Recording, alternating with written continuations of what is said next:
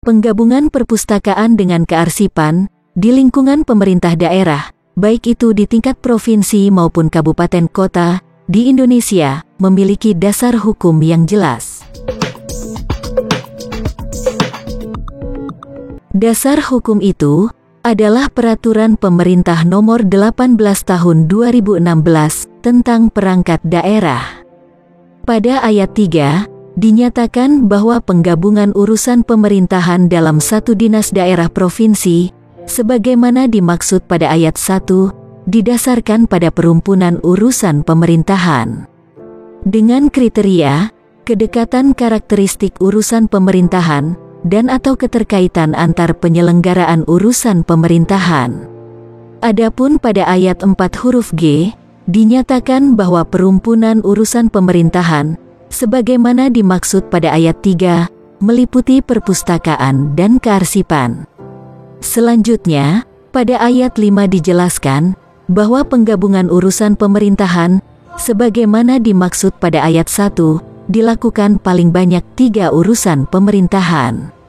Dengan demikian, pembentukan satu dinas dapat berasal dari penggabungan 3 urusan pemerintahan. Ada pemerintah daerah yang menggabungkan 2 urusan, misalnya penggabungan arsip dan perpustakaan. Ada juga pemerintah daerah yang menggabungkan 3 urusan, misalnya arsip, perpustakaan, dan dokumentasi. Ketika Undang-Undang Nomor 23 Tahun 2014 tentang pemerintah daerah diundangkan, di beberapa pemerintah daerah provinsi dan kabupaten kota telah melakukan penggabungan arsip dan perpustakaan.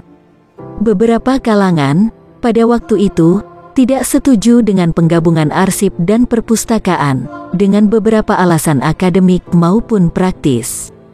Yang kemudian, pada Rabu tanggal 12 November tahun 2014, Komisi 10 DPR RI mengadakan RDPU, Rapat Dengar Pendapat Umum. Dengan mengundang beberapa ahli, RDPU itu diselenggarakan di Gedung Nusantara 1. Dalam RDPU tersebut, Wakil Ketua Komisi 10 menyetujui pendapat para pakar tentang pemisahan perpustakaan dan arsip, dan berjanji akan ditindaklanjuti. Namun upaya pemisahan arsip dan perpustakaan itu, sampai sekarang, belum tampak hasilnya dan tenggelam di telan angin. Di beberapa negara, penggabungan arsip dengan perpustakaan sudah lama dilakukan. Ada yang secara eksplisit menggunakan nomenklatur nasional Archive and Library, seperti misalnya, Library and Archive Kanada, yang berada di bawah Minister of Canadian Heritage. Ada juga, Department of Archive and Library Bangladesh, yang berada di bawah Kementerian Pendidikan. Begitu juga National Library and Archive Uni Emirat Arab, yang berada di bawah Deputy Prime Minister of Presidential Affairs. Dan di Mesir, Iran, Ethiopia, dan negara kecil seperti Papua Nugini, Kiribati, dan Bhutan. Sementara itu, di Asia Tenggara, misalnya, ada Singapura yang menggabungkan perpustakaan nasional dan arsip nasional, yang mempunyai kedudukan sama di bawah Dewan Perpustakaan Nasional. Perpustakaan Nasional dan Arsip Nasional Singapura berada di bawah Kementerian Komunikasi dan Informasi. Atas nama efisiensi, perlukah Arsip Nasional Republik Indonesia dan Perpustakaan Nasional Republik Indonesia digabung?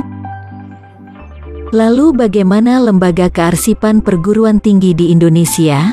Ketika Undang-Undang Kearsipan Nomor 43 Tahun 2009 mengamanatkan perguruan tinggi negeri wajib mendirikan lembaga kearsipan, beberapa perguruan tinggi negeri telah mendirikan lembaga kearsipan. Pada waktu itu, Arsip UGM dijadikan pilot Project ANDRI, yang didirikan sebelum lahirnya UU Kearsipan. Sementara itu, ada yang menggunakan nomenklatur arsip universitas, seperti di UGM. Ada yang menggunakan nomenklatur kantor arsip universitas, seperti di UI.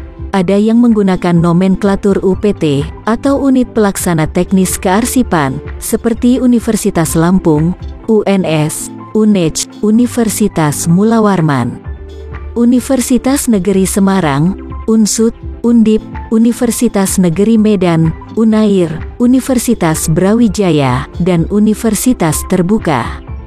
Namun, dengan berjalannya waktu, tampaknya gagasan penggabungan institusi arsip dan perpustakaan di perguruan tinggi tidak hanya sekedar wacana, tetapi telah ada langkah konkret untuk itu. Sebenarnya, penggabungan arsip dan perpustakaan dapat dilakukan di perguruan tinggi swasta. Sementara itu, hanya perguruan tinggi badan hukum yang mempunyai peluang untuk menggabungkan arsip dan perpustakaan. Upaya ke arah itu sudah dimulai. Misalnya, pada awal November tahun 2021, di Universitas Andalas, ada usulan restrukturisasi kedudukan UPT Perpustakaan dan Kearsipan sesuai SOTK, atau Satuan Organisasi dan Tata Kerja Perguruan Tinggi Badan Hukum. Alasan penggabungan itu, intinya adalah adanya job description yang sama, dan efisiensi pentingnya kolaborasi penelitian antara pustakawan dan arsiparis. Namun, sampai saat ini, belum jelas apakah usulan itu ditindaklanjuti atau tidak. UGM yang menjadi pelopor pendirian arsip universitas, kini sudah mengambil langkah untuk penggabungan arsip dengan perpustakaan UGM.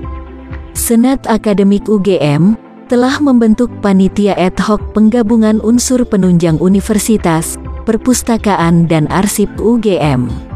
Rapat dan pembahasan telah dimulai. Sebentar lagi akan diresmikan, tunggu saja. Dan lagi-lagi UGM menjadi pelopor penggabungan arsip dan perpustakaan. Perguruan tinggi badan hukum, siap-siap menyusul. Kalau kita melihat sejarah arsip universitas sejak tahun 1950-an, memang struktur organisasinya bervariasi. Misalnya, Arsip Universitas Cornell yang didirikan tahun 1951, digabung dengan perpustakaan, dan sekarang menjadi divisi dari perpustakaan dengan nama Rare and Manuscript Collection. Sementara itu, universitas di Amerika ranking pertama di dunia tahun 2022, Harvard University, menggabungkan arsip universitas dengan perpustakaan, dan tetap mempertahankan nomenklatur University Archive. Oxford University di Inggris, ranking kelima di dunia tahun 2022, juga menggabungkan perpustakaan dengan arsip universitas. Masing-masing mempunyai kedudukan sama.